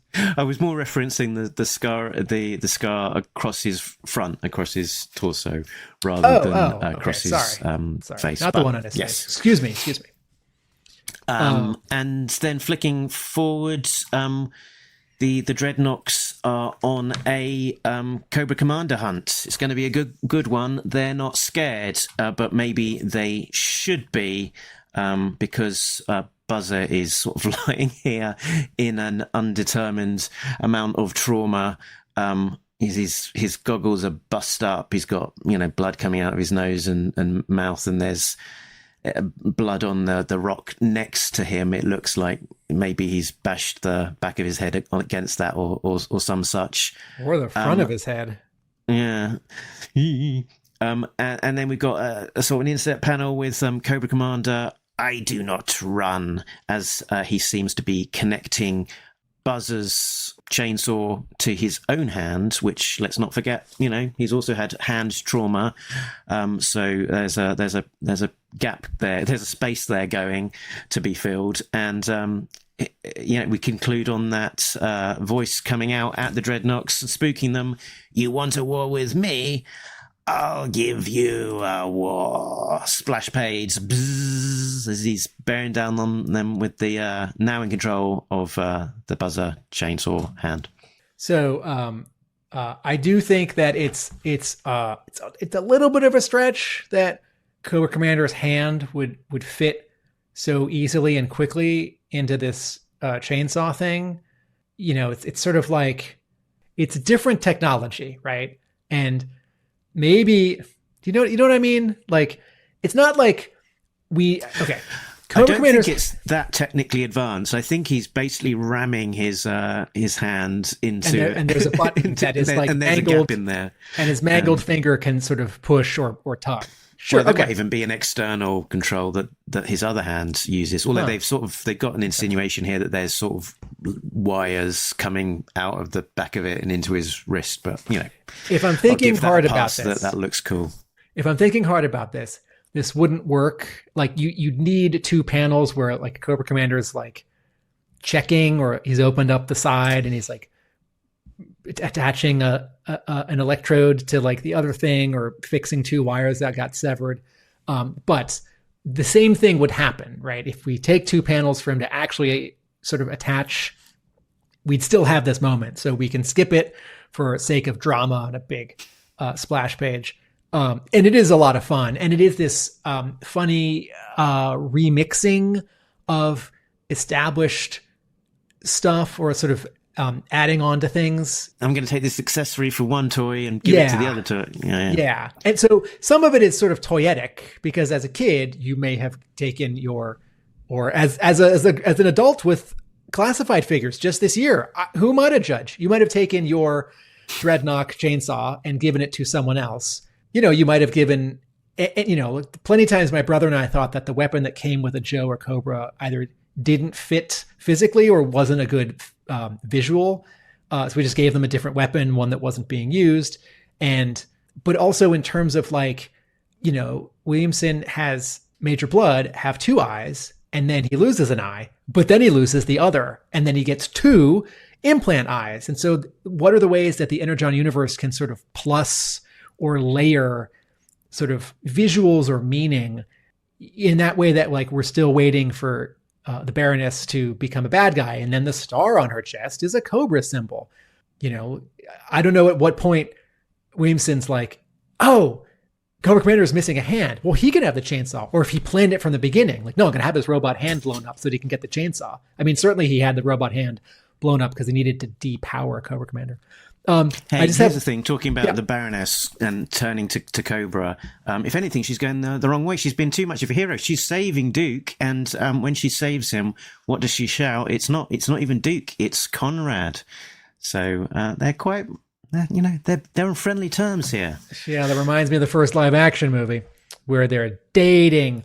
Okay, so this thing happens on this final page where a character doesn't refer to the title of the story, but they almost sort of do. And I make a lot of Marvel comparisons because I'm a Marvel guy, but I read Dark Horse and Image and DC. Don't worry, folks. And after a bunch of those big events like Civil War and Secret Invasion, a couple times characters would refer to them no, we fought in the Civil War, and then there was a Secret Invasion. It's no, you can call it the superhero Civil War, but it wasn't a war. Wars are months and years long, and it's on a bigger scale than 15 heroes fighting 15 other heroes for 3 weeks. But that word just sounds great in titles. It sounds better than battle or fight, and so when Baroness says, but we did not expect a redneck war, I thought, oh, that's fun. Williamson is referring to the title of the story a little bit sideways. And it doesn't draw a lot of attention to itself because it's not like she read the script to the comic and knows what the comic is called. And then when Cobra Commander does it here, it's also not over the line. But it is taking a couple steps toward the line. So I don't 5 issues from now, I don't want someone to be remember the Dreadnok War? No. They can say things remember our scrap or our melee or our melee or our conflict or our assaults in the desert. I mean, you sort of use any other word or our incident, because this is an incident, right? If you have 20 Dreadnoks fighting 5 Joes for 2 hours on the cover of the comic for solicitations for my store, is it a war? Absolutely. Is it a war? No.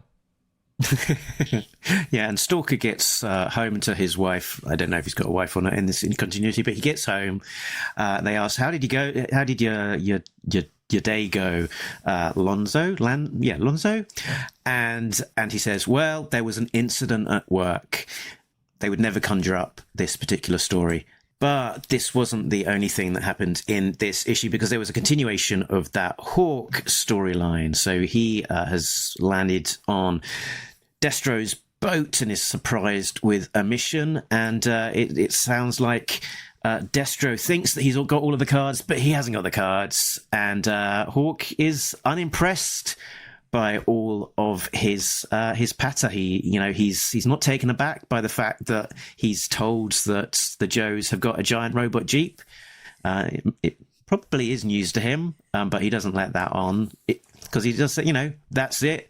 That's all the info you wanted to trade. Sounds like we've got the upper hand. And then he's got weapons, but they're just they need to be powered by Energon, and Cobra Commander is the Energon guy, and Destro is deflated, and to the extent that he asks Mercer to take care of him. And Destro, he's a talker, he's a negotiator, he's a deal maker. He's sort of made deals with Cobra Commander, with Chameleon, with the Crimson Twins. Here he's just resorting to violence. There are many things I like about this 3-page scene. On the third panel of this scene, of this page, one of the Cobra officers or soldiers behind Destro is taking that rifle off of his shoulder, which we see in the previous panel, and then he's taking it off, and now he's handed it to Destro, and Destro has it. I like that. Just a little bit of small nuts and bolts continuity. I like that this giant underlit table board, computer map thing that they're sitting at has a bunch of cables going into it on that second panel where Mercer says, "Damn right, Hawk, saw it with my own 2 eyes." I like that. I like artists remembering some of that business, just the bits that equipment would have. On the third page of this scene, I had a question. Look at Destro's face here when Hawk. That's the next thing I was going to say. All right, I'll go in that order. Thank you. Destro's expressions throughout this scene are amazing. That when we first see him, and he's grabbing the rifle, he's tipped his head back. This is the panel above the one you've got, and there's just a couple of small bits of ink, but Reilly has left in these 2 tiny dots for Destro's eyes in the shadows, and it still reads as metallic, and it still reads as a mask. And doing that on such a tiny amount of geography with so few lines is not easy. And if I haven't said it as this sentence, I want to say it now. After all these issues of Reilly's art, Reilly does so much with so little. He can draw a lot of detail and textures, but he is pulling off so much. He's communicating so much information with very few actual marks. And this is an example of that. And then in the next panel, where he's now presenting the rifle, it's still a smirk, but it's a different smirk, right? Because now an eyebrow is very slightly cocked, and then down in the middle, that one that you wanted to show, where you said, "Look at Destro's expression here," right? Like when I got to this, when I was reading it, I thought, well, Mark and I have to talk about this panel, because he's disappointed, and you can tell that he's sort of starting to change his mind about something, but he's also turning his head because now he's speaking with someone who's, walked up to him. And that is a great expression. And we've had many, many artists draw Destro over the years, different continuities of Destros, and there's so much communicated here and so much subtlety. So then here's one of these page turns where I'm ready for Williamson to surprise me with a level of violence, and that someone's going to be harmed or killed who I thought was safe in the Energon universe. Oh no, Mercer's going to kill Hawk, or oh no, he's going to seriously injure Hawk. And I sort of winced, took a breath as I turned the page, and no, there's this very fun and funny surprise. And it gets to be funny because look at Mercer's expression. Mercer's surprised, right? Mm-hmm. And then this is sort of this wily, sly, Bugs Bunny moment in the next panel. I'll be taking that, right? Where he grabs sidearm, right? And then man, you could have me color this panel 15 times where he's grabbing the gun. I would not pick orange for the background behind this dark gray maroon. It's I can't, I don't. Jordie Bellaire is a magician. And then on the next panel, I read it too quickly and I thought, oh, Hawk's trying to shoot all of them. And then I thought, oh, Hawk's shooting badly and he's missing all of them. And then I thought, oh, wait, Hawk just shot Destro in the head 4 times. And that is stunning. No, he's got very good aim. It's not that he's just shooting and running. And then he runs, right? And then the next panel, this drawing of Destro, right? I'm just repeating myself now. There was a lot going on. Like this expression, he's surprised, he's angry, he's not just surprised, but stunned. But the way that he's leaning over, right?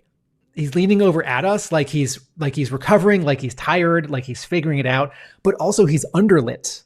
Because remember, there's that table in front of them. And he is kind of like a moment behind because he doesn't sort of finish the correct thought. And it's Chameleon who does for him. Cobra, what are you waiting for? Go after him. And then on the next panel, this was a thing I was going to say a minute ago.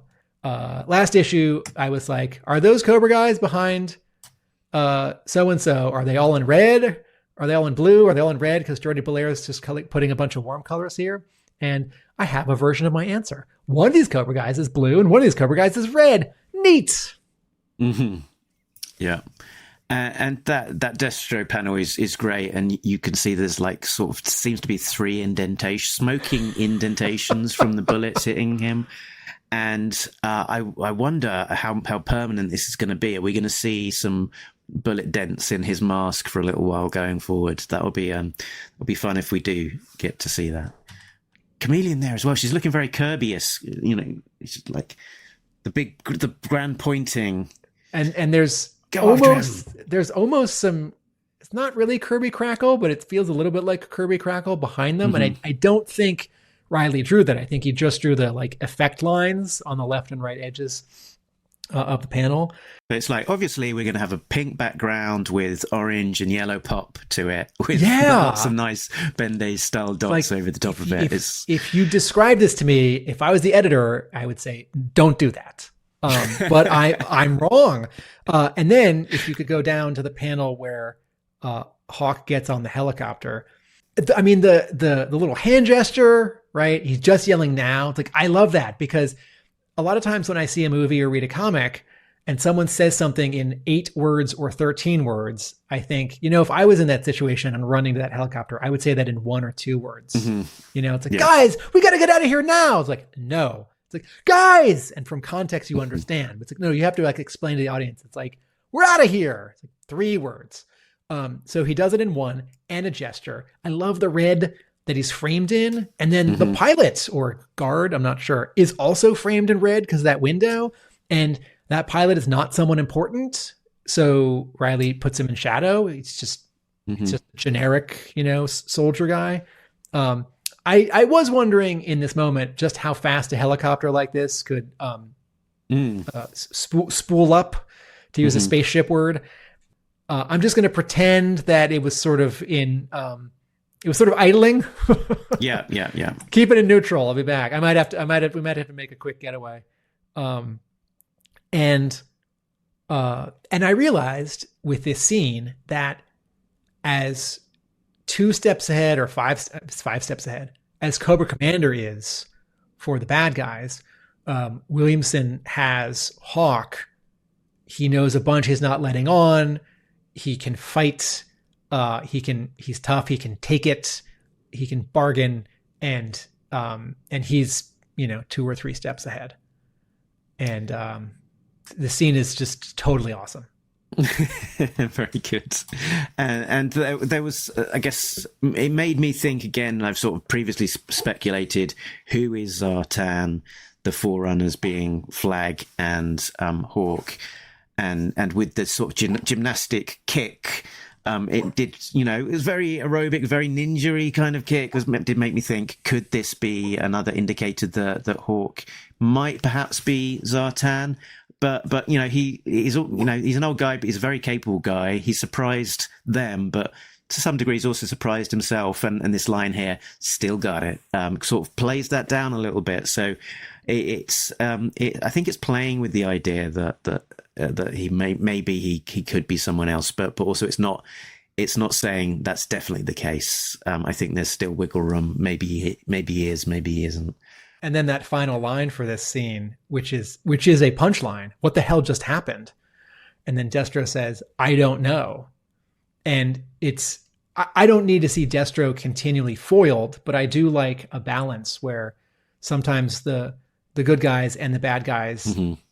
They are 2 steps ahead, and they do pull it off. They do surprise me, or they stumble and they are not 2 steps ahead.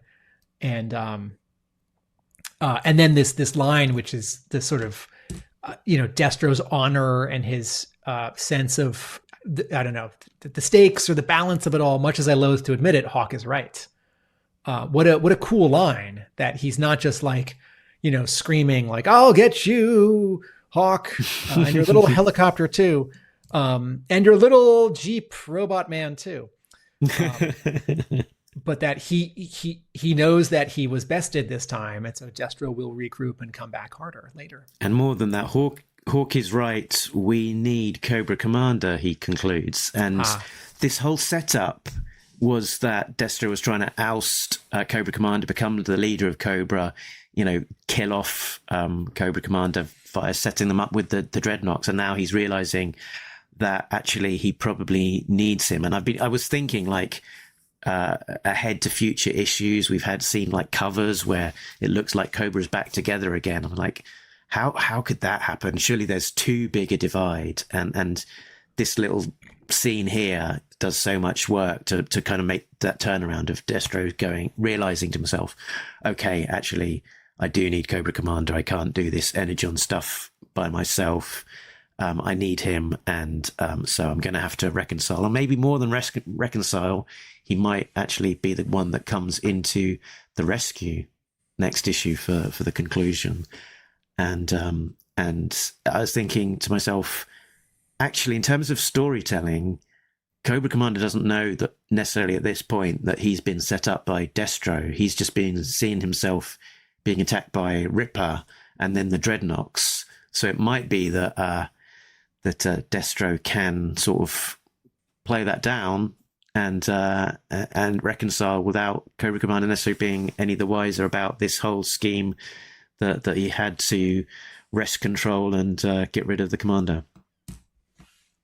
Yeah, if Cobra Commander comes back to Cobra soon and he and Destro were getting along, whether or not Cobra Commander suspects, that'll be fun, because I think Williamson is going to entertain me regardless. I would have wished that Destro got to be in charge for longer, because I like that dynamic. But it also happened much earlier in this whole comic book series than I thought it would. So it could always happen again in a bigger way.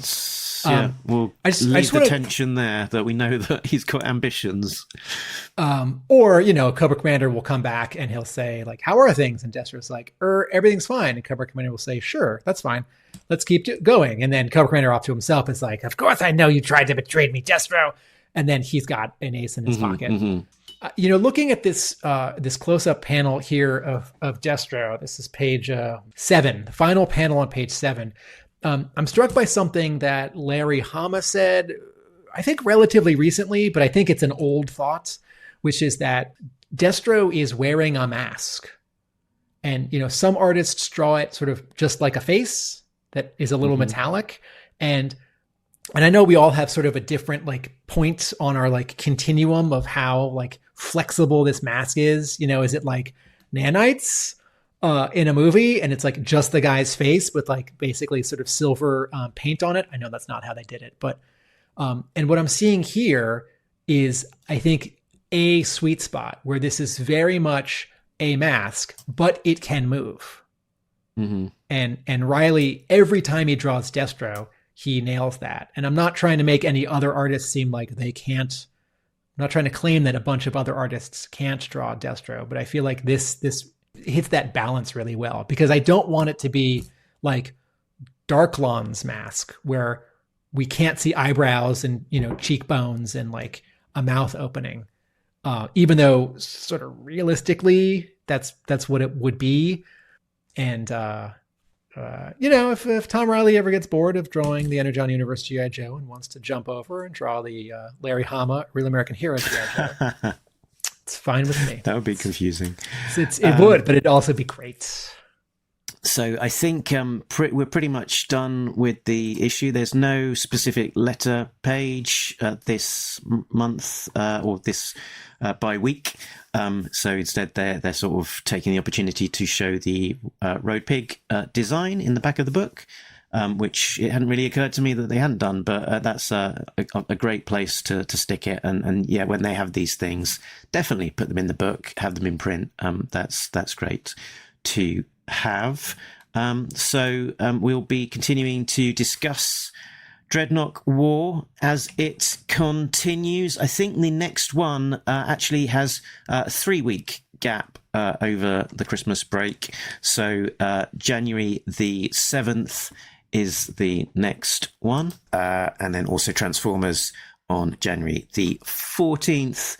A Real American Hero issue number 324 with the Joe's in Space cover is out the week after G.I. Joe 17 on the 14th of January. So we'll also be covering that as it comes out. So I think that is mostly us done talking G.I. Joe issue number 16. Any last thoughts before we properly wrap up?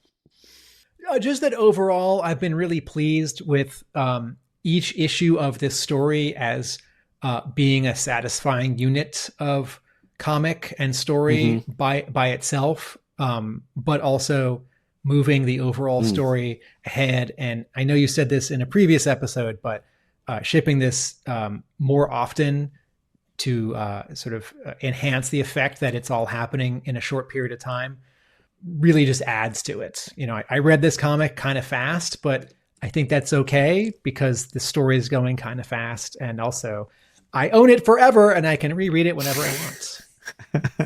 Very good. Cool. So what else is going on over on the Facebook group? We're continuing to share news as it comes out. I just shared some cool process art from Marco Federa for G.I. Joe issue number 18, which is actually out the week after G.I. Joe 17, I think. Have I got that right? 2 weeks after. So that is January the 21st.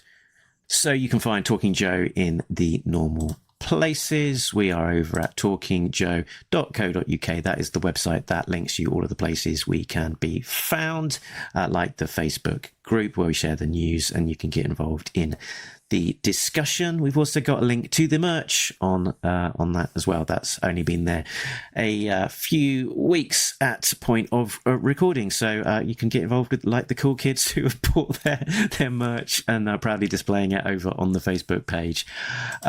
You can also be a super double cool kid like the Patreon members Richard, Sam, Bill, Rob, Shane, Simon, Chris, Joe, Craig, Frank, D, Shane V2. This one took someone else's hand chainsaw and attached it to his own arm.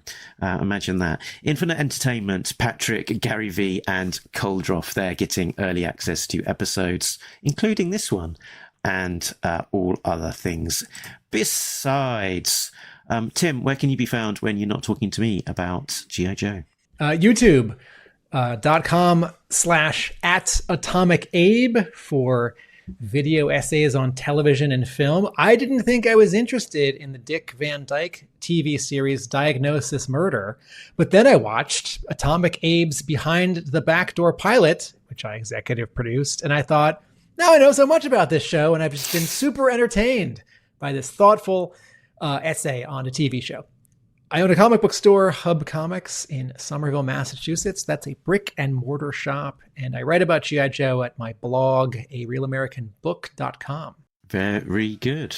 In February, on February 11th, a 4-issue miniseries that I spent many years cajoling and wrangling and worrying about and doing very, very, very small but many tiny corrections on, called The Center Holds, will be in comic book stores. And it's written by Larry Hama, who's the G.I. Joe writer of note, and drawn by Mark Bright, M.D. Bright, who is a G.I. Joe artist of note. And it's a superhero story. And please, if you like that kind of thing, comics by Larry Hama, comics by Mark Brights, superhero stories, comics edited by me, please ask your local comic book store to order it for you. It's only 4 issues, and the first issue is double-sized. Very good. And if you want to find out more about that particular comic and how it came about, we recorded a discussion talking about that very thing. So check that out from our back catalogue.